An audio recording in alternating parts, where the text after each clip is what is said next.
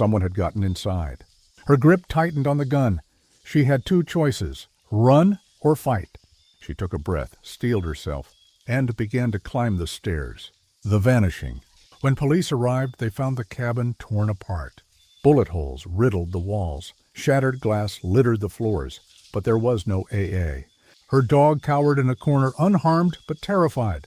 The search began. No bodies, no intruders, no sign of a struggle outside. Then something strange.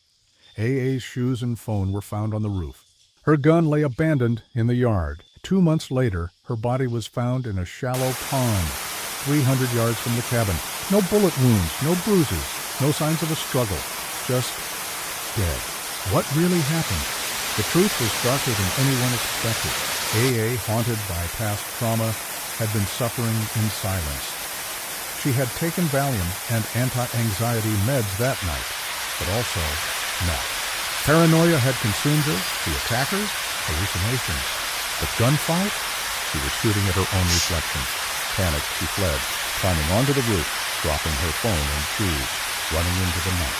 She collapsed in the cold, shallow water, not killed by intruders, not murdered, but lost in the nightmare of her own mind. The death grip of grief. The morning air was still, the kind of oppressive quiet that hints at something sinister lurking just beyond the veil of normalcy. Lauren had no reason to suspect that this day, this ordinary, uneventful Friday in January of 2016, would become the worst of her life. She walked into the office building where she worked as an office manager, humming softly, setting her purse, phone, and pack of cigarettes down on her desk. The weekend was near, and she had plans, simple ones, but ones that filled her with joy. The next day, she and her husband, Dan, would go hiking, embracing the solitude of the wilderness, their shared escape.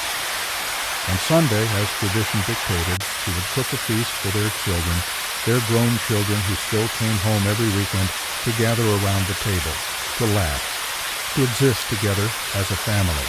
Lauren was in good spirits despite the nagging concern of her recent diagnosis. Peripheral vascular disease, a cruel disorder that was slowly suffocating the arteries in her legs, threatening her ability to move, to live freely.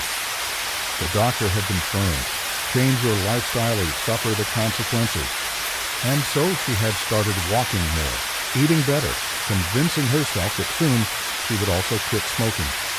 Soon, as she sat at her desk ready to tackle the day, her phone rang, a number she didn't recognize. She let it go to voicemail, uninterested in yet another unsolicited call. But when the phone rang again, the same number glaring at her, something cold and unfamiliar trickled into her gut. She answered. The voice on the other end was heavy with something dark.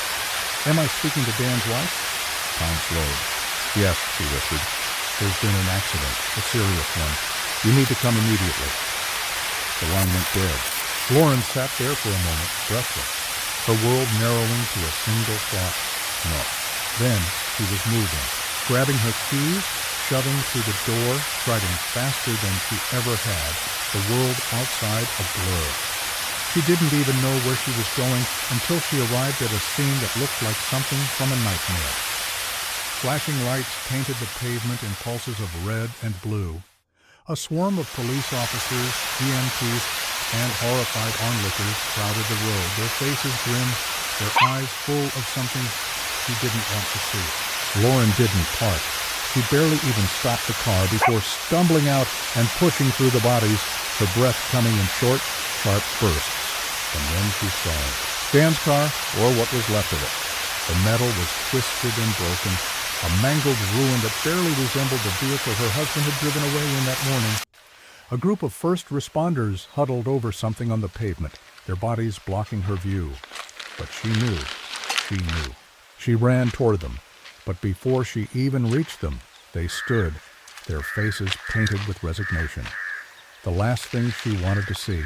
On the cold, unforgiving ground, in a sea of his own blood, lay Dan, her husband, her everything. His body was still unnaturally so. His face, the same one she had kissed just that morning, was pale and empty, devoid of the spark that made him him. A sound erupted from her throat, primal and guttural, a sound of pure, unfiltered agony.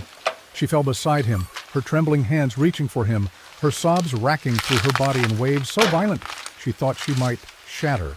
The officers, the paramedics, they all stepped back, giving her this moment, giving her him, one last time. 2 hours later, Lauren stood in the living room of the house they had shared for years, a house now suffocating.